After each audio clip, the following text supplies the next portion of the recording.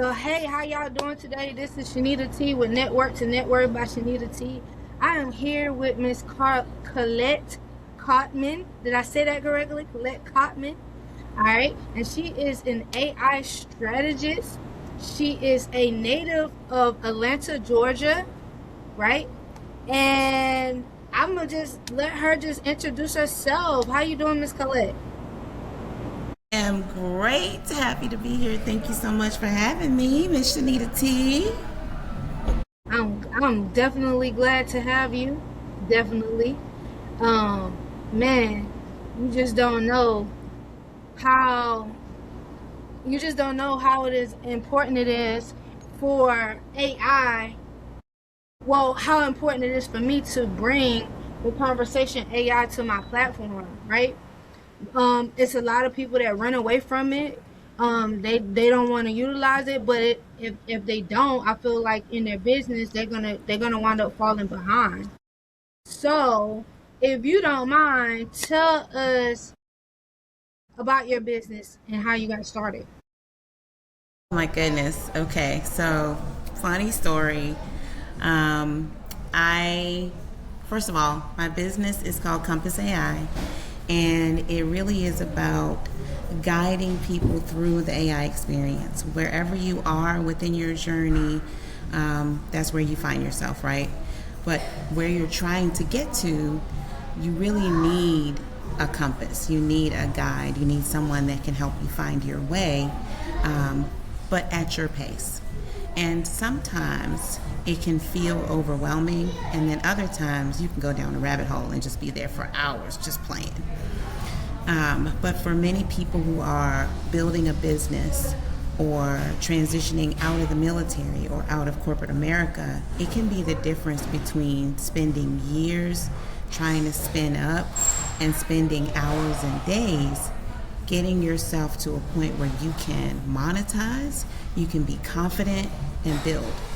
And the way I came to this epiphany was in my workplace. So I transitioned out of workforce development into inclusion and diversity in 2022. And I quickly realized that anything that is not revenue generating for a corporate organization is considered a cost center. And so the time that you spend and the money that is spent on you is very strictly watched. So I had to figure out ways to make the work that I do take as little time as possible and have the most impact as possible. And, one of the things that they taught us in the military, hey, if you're not trying to find the best way to get things done, then you might as well be dead weight. And so I just started trying different things, and before I knew it, I had become that person that everybody came to when they were trying to find a way to use different AI or trying to find a way to make things happen faster or more efficiently. And so as I transitioned out of corporate America, I began to understand just how significant what I was doing had become. So I reached out to a couple friends that were already in business and said, hey, I have this idea, and I know AI, but I don't know business, right? And so that's where I stumbled into a couple of women's groups and have just begun really this journey in business. And so today I'm so thankful to have the opportunity to share with you and anyone who is interested in using the amazing tools that are what AI has become today and really finding their own way and ultimately betting on yourself. So every successful entrepreneur, and I consider you a successful entrepreneur, I know you consider yourself a successful entrepreneur, has faced obstacles, right? What has been one of those biggest challenges that and that you had to face, and what did it teach you? Absolutely. So the first thing that I'll share in terms of an obstacle was learning the difference between a hobby and a business, and understanding that everything that you want to do is not going to serve you as a business owner. And what I mean by that is I want to help everybody. Right. I want to try all the tools. Right. I want to stay up till 2, 3 o'clock in the morning just building things and creating. However, that doesn't serve me, because if nothing is a priority, if everything is a priority, then nothing's a priority. And then if you stay up till 3 o'clock in the morning, 2, 3 days a week, you don't have that recovery time, and your brain doesn't get the opportunity to rest so that you can be at your best. And then the final thing that I'll say is you can't help everybody. Right. Because if your focus is on a particular level and people are in different spaces, you're not going to really be able to serve anyone. So you have to really hone in on your offer, on your specific area of focus. Some people calling it niching down. I just call it, finding your space. Where are my people? Where is the work that I do going to be the most beneficial for the people who I can serve today? And so those were difficult lessons for me to accept, because I've always felt like where there's a will, there's a way. Well, there is, right. But you can't be all things to all people. Right. Everybody's not going to be under your stewardship, right? And that's that, everything has to work for the greater good. I am just now learning that in my business, right? Like I have the capability to do a lot of different things. And at one point in time, I was actually trying to do a lot of different things. But what I found myself is stretched to a point where I was taken from different areas of my life. And I realized it has to be a balance. So now I have learned, okay, yes, I am capable, but does that mean that that I'm going to do it? No. If it is a need for my business, I am going to delegate tasks. I'm going to formulate partnerships to kind of help get what I need to get done, executed. Hence my brand. Your network is your network. I feel like once you've got a group of people to kind of like, or a baseline where you can delegate tasks, then you can actually effectively help people and have good stewardship. We must have good stewardship. That's right. And you know Right. what? That just made me think about, you asked me a little bit about myself, and really I talked more about the business, but I'm going to just back up for a second, because something you said made me think about who I am. And, when you talk about stewardship, beyond Compass AI, my business, beyond being a corporate strategist, I'm my mother's only child. I'm my 2 daughters' only parent. I'm an Army combat veteran. I'm constantly learning. I'm someone that's always been fascinated with tinkering and how things work. But at my core, beyond the corporate career with Microsoft, Fanatics, Allegis Group, I am someone that likes to bring things together and see people happy.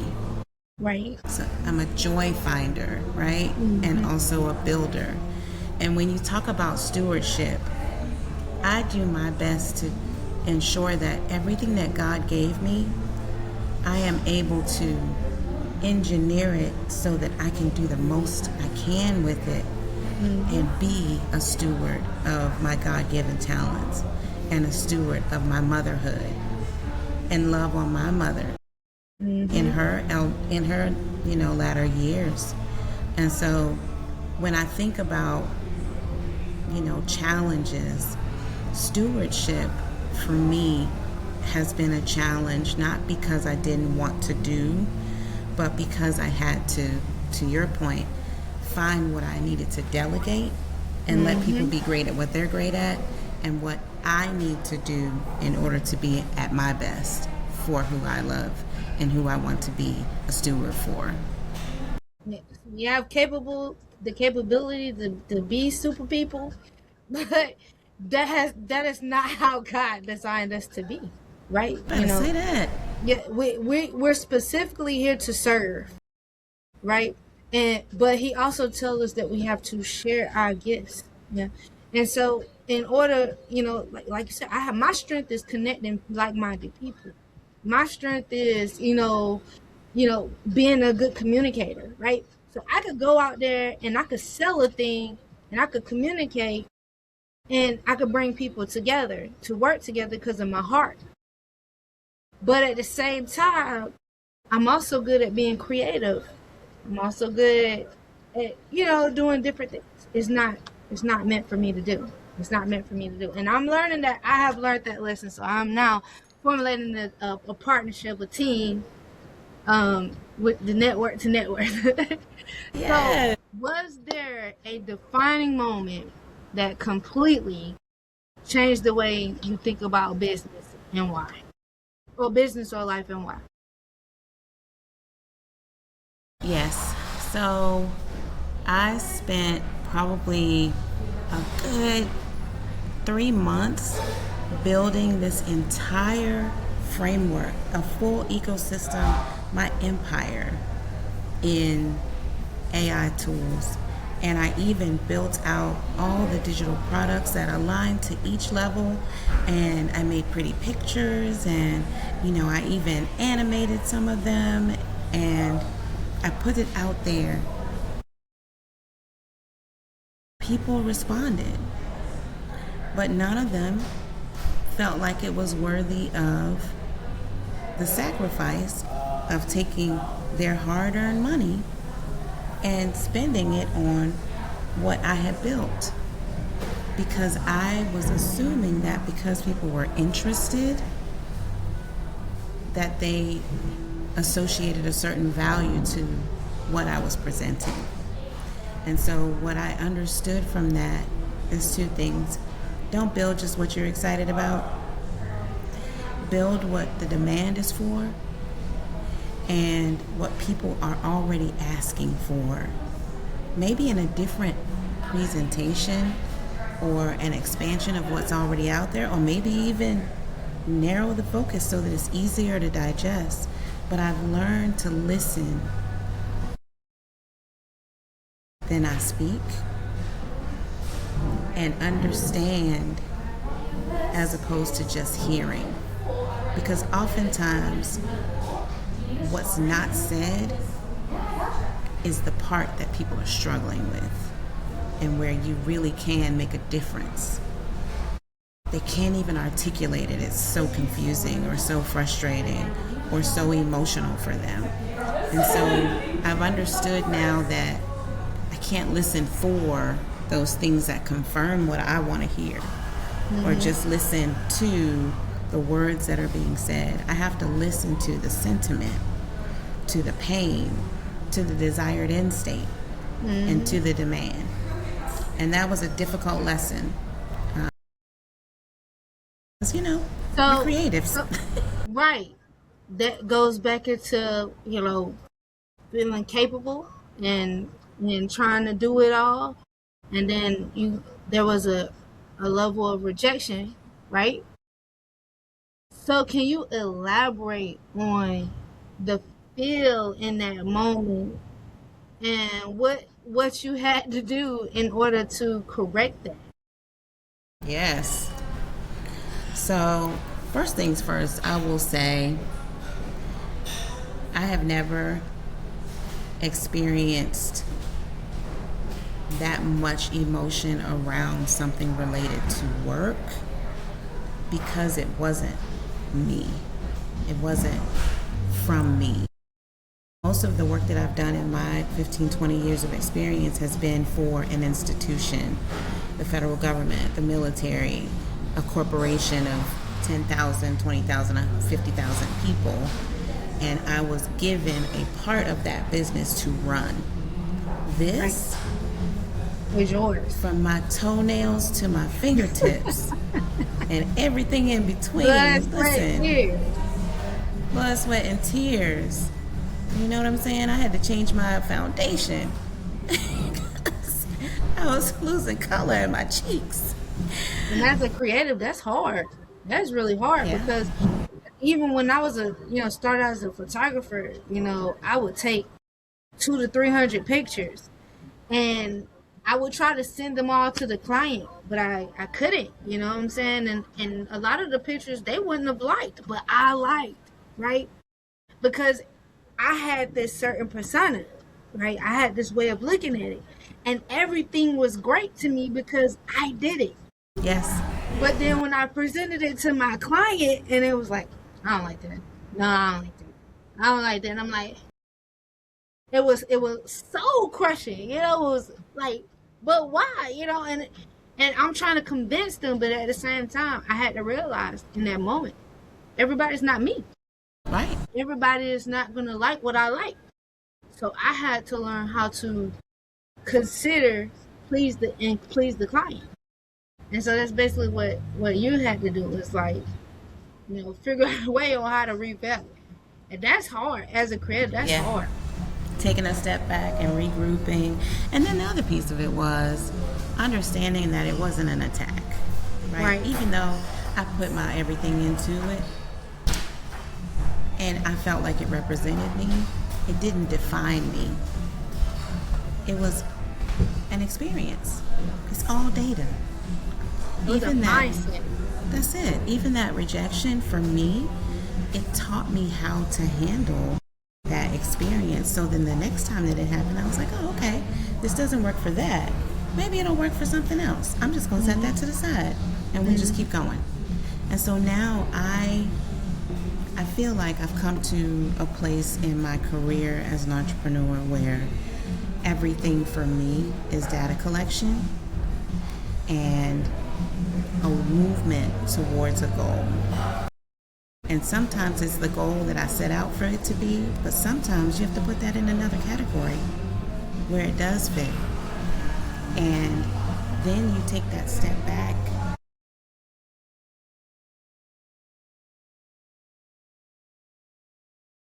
It is moving.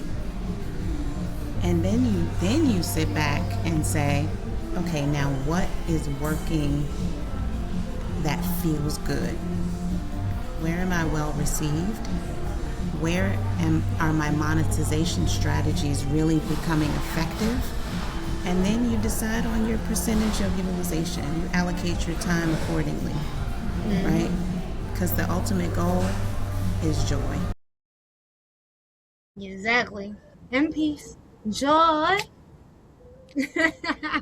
Hey. So what advice would you give someone who is feeling stuck or maybe afraid to take the next step? I would say two things. Number one, networking and mentorship. Nothing meaningful that I've built or done has happened alone.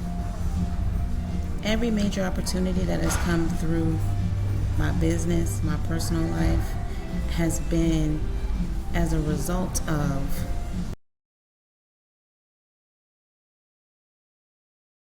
integrating into networks and giving people a reason to want to continue to be around me, work with me, and having outputs as opposed to just spinning. Mentorship expands your mindset, like you said. There are people who are in the same place as you, and they can give you that comfort, right? You can commiserate with them, you can celebrate with them, but if they're where you are, they're probably not going to be able to help you get where you're trying to go because they haven't been there. A mentor knows how to get you from where you are to where you want to go. And then have colleagues around you that challenge you. My marketing strategist challenges me to hone in. I have what she calls a big brain. And so things just constantly moving. And so when I am challenged, I'm like a heat-seeking missile. Right. And I go like this. But without a challenge, I'm nowhere. I'm everywhere. And it's all the same, right? It all gets equal focus. Hone in and let those people in your life that care about you, who can challenge you, let them be great at challenging you so that you can move forward. And then love the space that you're in. If your environment is not serving you, it is hurting you. So fix it. And don't feel guilty about spending money to fix your environment, because you can replace it.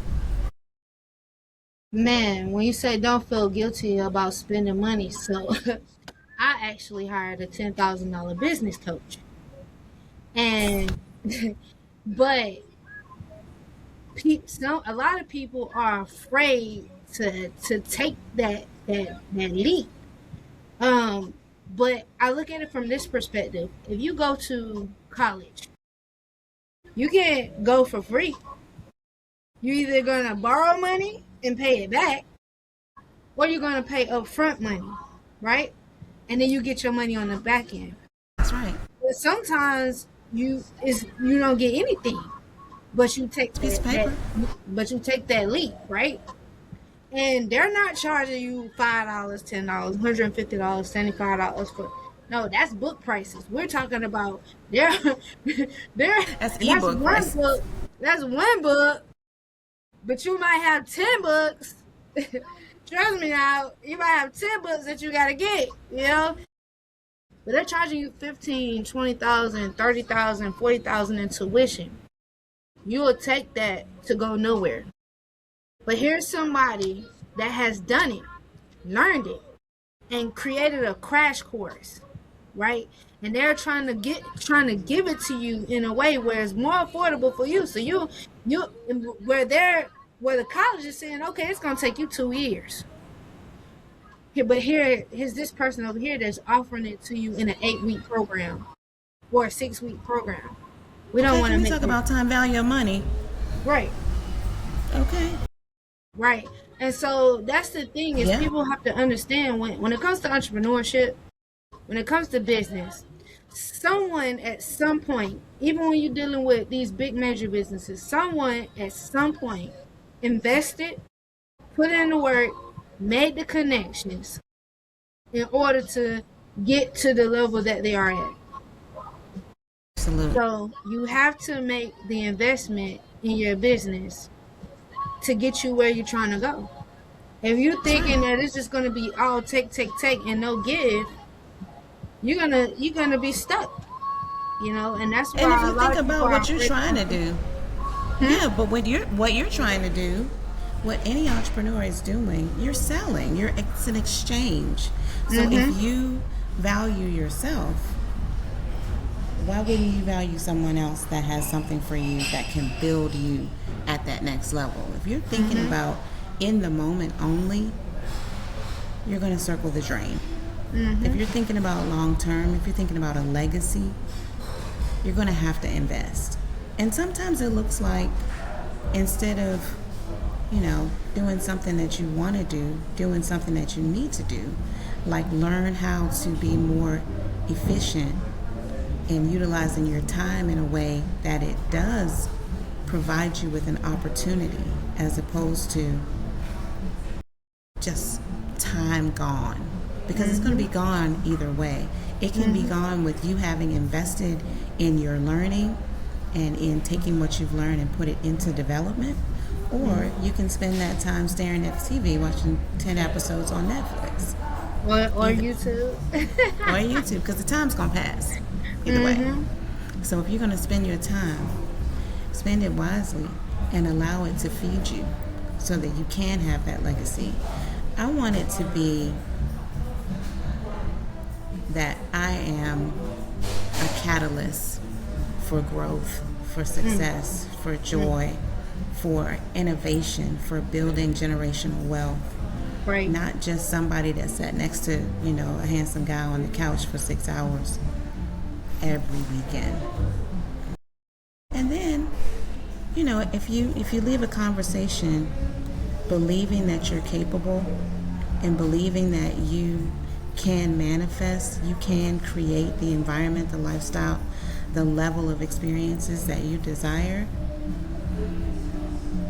then move towards that. That will, like you said, that will require an investment. And it's not always going to be monetary, but sometimes it is. Because people are of value. And so is the information. Right. Time is money.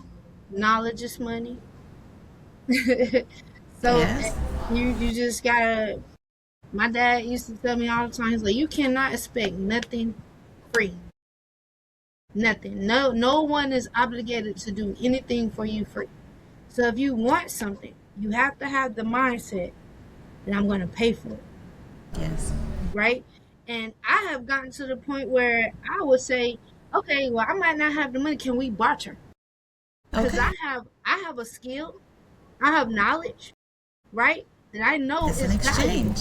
That's right? right. So if you have something like I told the lawn guy today, I was like, hey, he was like, you can help me. You can help me get more clients. Like, yeah. Can you keep my yard maintained for me? He was like, yeah. I was like, well, let's just change contact. It's the same. It's the same. You know? Let's do a little deeper dive. You ready for it? Oh, here we go. Yes. Talk to me. All right.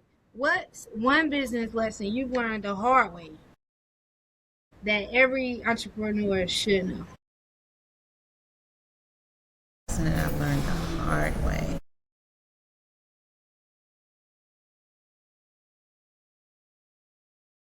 If it's not making you money, it's not a business. It's a hobby. Mm. No matter how much time, energy, investment, exposure, it, a business builds on itself, Mm-hmm. right?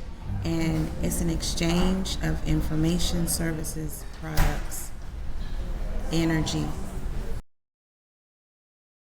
and ultimately, you devalue yourself if you do not value yourself. And in the process of building entrepreneurship, oftentimes we spend so much time on processes and tools and emplacements and don't make the main thing the main thing.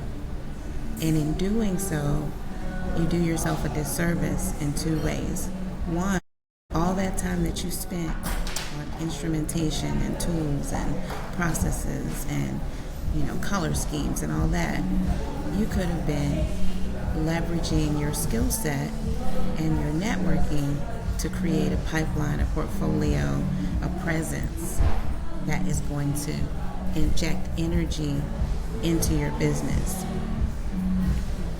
The other piece of it is that was really hard for me.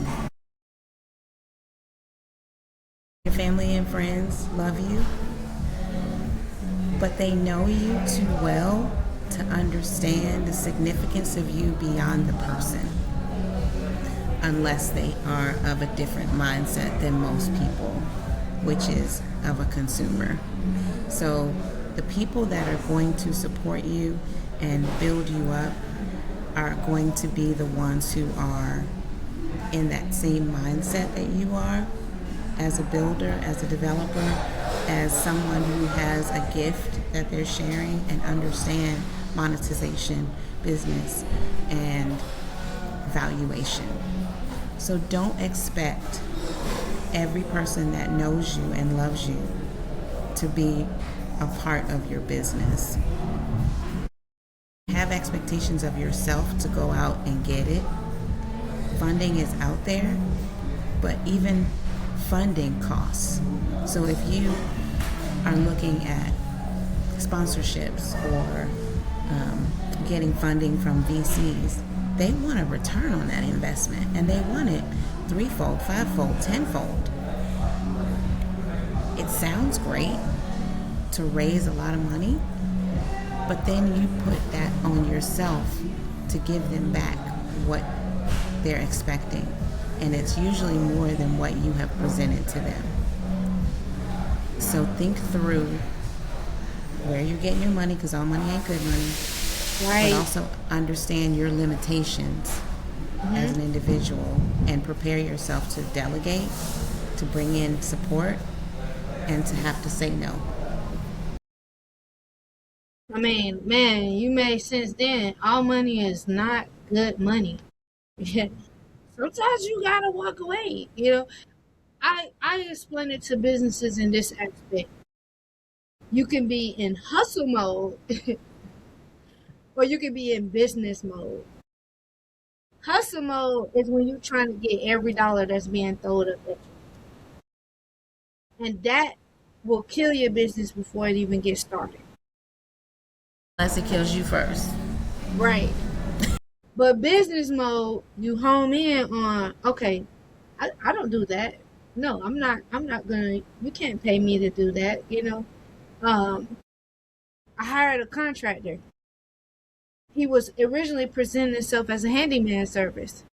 But it went from that to, okay, now you can build decks and all this kind of stuff, but you're having to hire different people to execute the plan. Instead of just saying you don't have the capability of doing it. So whereas a professional would have had incorporated, okay, I know I need to carry some material costs, trash, all this. They would have had all of that incorporated. But when you're in hustle mode, you throw a number out there, you try to go after that dollar, and you realize you really lowballed yourself. Or because you don't know the project, you wind up spending more than you would if you would have calculated everything, and so you're left with nothing. Or in the hole. Right. So for sure, you definitely got to know what you're doing as a professional and hone in on it, and everything has to work for the greater good. That's right. What is the most common misconception people have about your industry that you would like to change? So that is a very audience specific answer. So for the people who, and we're talking about AI specifically. Mm-hmm. So for the people who are enthusiasts, who are trying different things, the misconception is that AI is everything, that it can do everything. And so they just put a whole bunch of stuff out there, and before you know it, there's 4 or 5 hours have passed and you've got a bunch of pictures and videos. But where are you going with that? Right. You go down the rabbit hole, and to what end? It's like a favorite toy. And then for other people, it is the devil incarnate. The devil. Developers are afraid that it's going to take their jobs. People who have very specific skill sets that can be done by AI are afraid of it. And people who struggle to go from one app to the next on their phone are even more afraid of it because they're just catching up with apps, right? And so I will say 2 things. One, think about the internet. The internet leveled the playing field in many ways. The first way is that it gave access to people who had been denied access. Mm-hmm. So for decades, for centuries, behind the wall where all the information was, we had to go to the library with the Dewey Decimal System and write on 3x5 cards. And even then, it was what they put in the library, right? Mm-hmm. The history books were written by the winners. So, but then the internet came along, and you were able to do searches, and you could get information from around the world. You can get information about anything that you wanted, and that changed the value of information that was being held captive. So at a time, the owners of knowledge, the owners of information were in control. With AI, this evolution has created an opportunity for people who have concepts and interests to convert them into action and convert them into a realistic, visible representation of what's been in their head. Mm-hmm. And that changed from, you can do a search and it gives you what it wants to give you. Now you can leverage artificial intelligence to scan hundreds of thousands of documents Right. and provide the answers that you're looking for in minutes.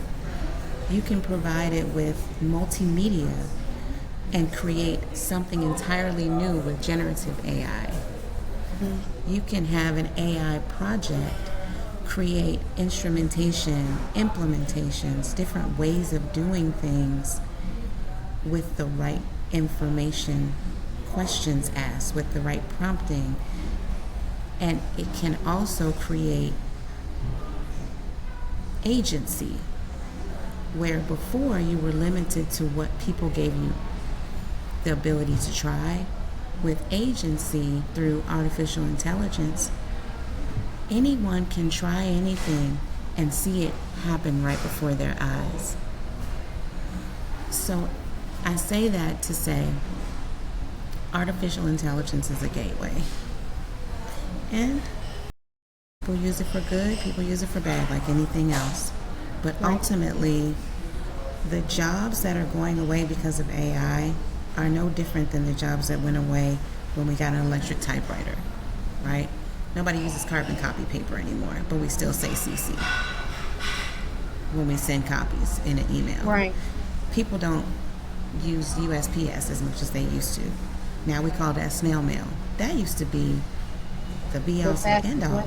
Yeah. But now, email used to be called electronic mail. Now email is just email. That's the way that we communicate. So the transformation that is happening is part of the transfer of wealth opportunity Right. for this generation. And because it has been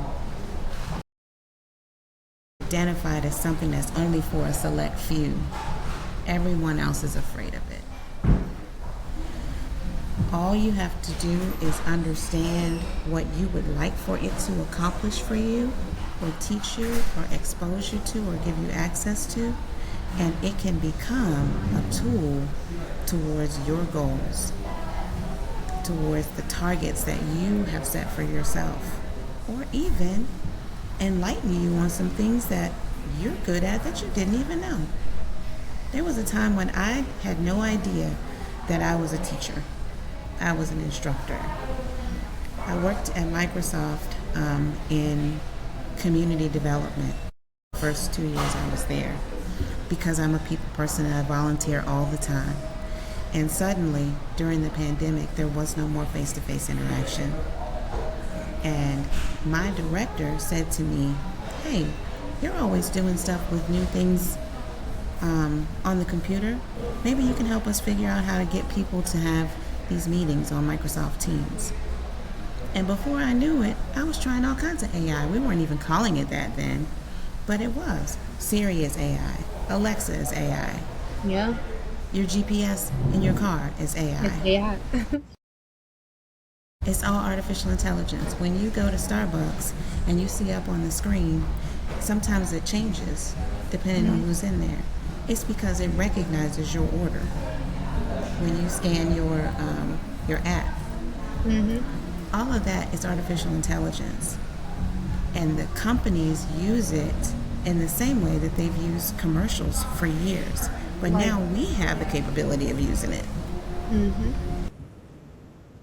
So, It's for everybody. Is what I'm trying to say. right. So, how would you suggest? Okay. So, how has networking and mentorship and relationships impacted your journey when it comes to AI and, teaching people about AI? So it's helped me to understand what the different levels of understanding are within spaces. I went to a conference, the Social Impact Conference recently, and lots of nonprofits are struggling with funding and organizing volunteers. And what I realized is that those companies have not expanded their purview around artificial intelligence to get them unstuck and allow them to focus on the giving and focus on doing good. And with just a little bit of allocation of time and funding to this engine, that can free them up to be exponentially more capable and able to do what they want to do out there in the community. But the fear is holding them back of wasting money on something that they're not going to be able to actually use. And then the other piece of the journey, I'm understanding that people get excited when they see, hey, I can do this. I was just at a National Association of Black Women Veterans Founders Day yesterday, as a matter of fact, and I'm sitting at the table with my phone, and I clicked on my video that I made, a little 10-second video about my company, and there were 3 people sitting next to me, and before I knew it, there were like 15 people at the table, and we all just sat there and made little avatars, and we made little videos, and they were just dancing and singing. It was so much fun. And these ladies were from 75 to 25, all ages. Brought us all together. So that's the other part. The networking, the networking aspect of it creates opportunities for you, for potential clients. Because here's a place where, like you said, something you just started learning, you didn't know the business aspect of it. But now that you're getting into the business aspect of it, you can actually turn it into a source of income by just doing what you love to do, which is help people. Yes. Using a tool that you just was casually learning. It was like, Hey, what happens if I do this? Let me see what happens. Okay, let me add this. Yeah. And then the other thing that I'll share, there's so many tools out there, but what I've been doing recently is kind of taking what one has given me and putting it into another, and then asking different questions, because they all have different strengths. So if I'm using ChatGPT to give me an outline, I'll take that outline and put it into Claude, and it'll fill it up. But it's so dense that it's too much. So then I'll take what Claude gave me and put it in Gemini. And Gemini has great visual capabilities. One of the parts of Gemini is called Nano Banana. And so it takes all that density that I got from Claude and turns it into something visual that's easy to understand and digest. And then I take those images and I put them back in ChatGPT. And it gives me, hey, so this is what's going on in this image. I take what it's come up with, and then I go back to Gemini, and it makes it a video. So I'm able to go between the different tools to do different things that I need done and have better experiences. So if I was just starting in AI, where would you suggest I start? Start with having fun, just as a person, just getting comfortable with the prompts. Understand that it is a formula, so you kind of give it a source, what you want that output to look like, and the core, right? That's the start point. And then the next thing that I would begin to do is just play around with it. Give yourself a couple things that you would like to see. Maybe create a playful project and ask lots and lots of questions so that it gets to know the way that you speak, the way that you ask questions, the way that your mind works and your interests. And it will then begin to be more customized to you. Mm-hmm. So you're teaching it how to respond to you. You're teaching it how to understand your interests. And then choose one more. So instead of just doing one, I would say pick one to start, let it get to know you, and then try your hand at Ask Gemini. Because we're all used to Google, right? But ChatGPT came out first as the comfortable space for people to try AI. Gemini really has taken that next step in making it very fun and visually stunning with the Nano Banana visuals. If it's a business we're talking about, I would say choose a suite that can help you across different parts of your organization. If you are comfortable with Word and Excel, try Copilot. If you're used to using Gmail and Gemini, I would say lean into Google Workspace and try a couple of those different AI functions within Workspace to do some things that you don't feel like doing. And take your time back. And then finally, I would say take a really easy, fun class so you can discover and experience that joy that comes with creating, and also that revelation that innovating can be a good thing, because all change is not bad. Right. So, question: do you have a class coming up? So I do. One of the ways that I have been able to give back is to do webinars on different AI experiences that people ask me to create. And so I do have a webinar coming up mid-August where I teach the basics of Gemini and the basics of Copilot within Word, Excel, and PowerPoint. And that at the end, you walk away with having 2 AI productivity suites, familiarity, and a digital product that you can take as a checklist to try different things within AI.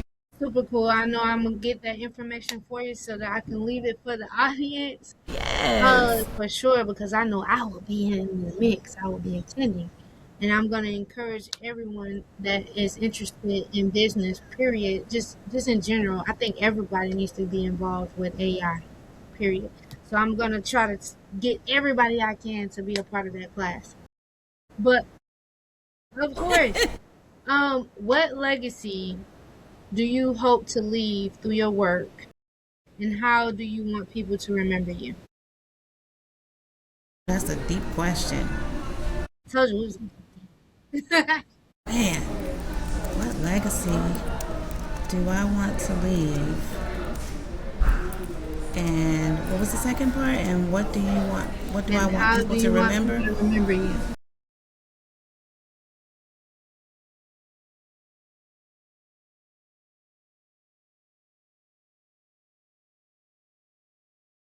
So I think that's kind of a deep question for a couple reasons. One, my parent company to Compass AI is called Legacy Systems. And what I want is for the future to feel possible today for everyone. The future that they design for themselves. Because AI can be fun, but it can also be practical. But at the end of the day, it's nothing without the human. It's nothing without us. And not just for people that are money makers, executives, technologists, but everyday people who have felt in any way marginalized or limited. AI opens up an opportunity for you to take what's in your heart, in your spirit, in your mind, and bring it to fruition. You become the architect of your world through the utilization of AI. And I think for me, becoming an architect of transformation, helping people, companies, businesses, military, corporations transform what is today into what tomorrow can look like in a fraction of the time limited amount of physical and emotional bandwidth that leaves room for joy. So I want people to remember me as a person that helped them to find their way in this cloud of AI during this evolution. Mm-hmm. And then also to be remembered as someone that was on the journey with them, right? I'm learning just like you every day. I got a little bit of a head start, so I can help you. I can be your guide.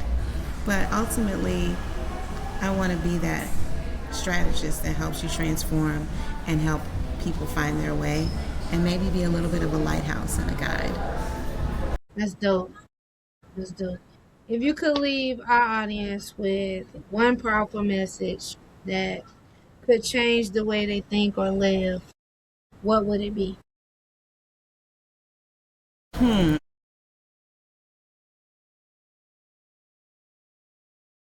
Think bigger.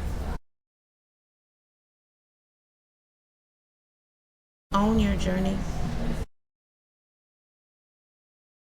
And create a legacy that you can be proud of. And a roadmap for those to follow. I really want to think about this in terms of pathways, because ultimately we make decisions every day about which way we go. What do we decide on? Am I going to get these French fries, or am I going to eat this salad? Right. You know, eating the French fries takes me down a path of Destruction. At some point, I'm going to have a little acid reflux probably, but that salad, yeah, it's going to go right on. My body will be nourished, and it's probably not going to come back to haunt me. For us, tastes so good. Yeah, I do. Right? So, make powerful choices and really, exactly. What you consume makes the difference between your today and your tomorrow being fabulous or being frustrating. And so that consumption is not just food intake. It's what we watch on TikTok, on YouTube. It's what we choose to do with our time. Are we learning, or are we solely consuming entertainment, right? Is there someone in my life, energy that is helping me to move forward that's positive? Is there someone in my life that's draining my energy? They're energy vampires that don't want to see you move forward because you'll be leaving them behind. Not that they're bad people, but choose how you put your energy out there and what you decide to consume. And ultimately, live your best life on purpose. Man, this has been an amazing interview, Ms. Colette. You've given us a lot of insight on various things when it comes to AI, when it comes to mindset, when it comes to strategy. Tell us, how can we stay connected with you? Yes, so you can find me at coachingwithcc.com, which is my Compass AI website. You can find me on LinkedIn. My name is Colette Cottman, Collette, last name Cottman, Cottman, and I'll put my email in the chat. And in September, I am going to be building my founding cohort for our community. So that is coming, but we'll put those announcements out on coachingwithcc.com as well as compassaipro.com. And thank you so much for having me, Miss Shanita. Yeah. Look forward to seeing y'all. Definitely. So we have a Lead to Taste Women's Empowerment coming up on the 27th. So I will be seeing you soon, and get the touch, and can get your energy. You always have good energy. But that is the end of our interview. Thank you. I appreciate you so much for showing up and just giving us a piece of you. Well, thank you so much. This is Network to Network with Shanita T. We just had a great conversation with Miss Colette Cottman. She's gonna leave her attributes in the chat so that you can be able to connect with her on a deeper level. Y'all have a blessed day, and we out.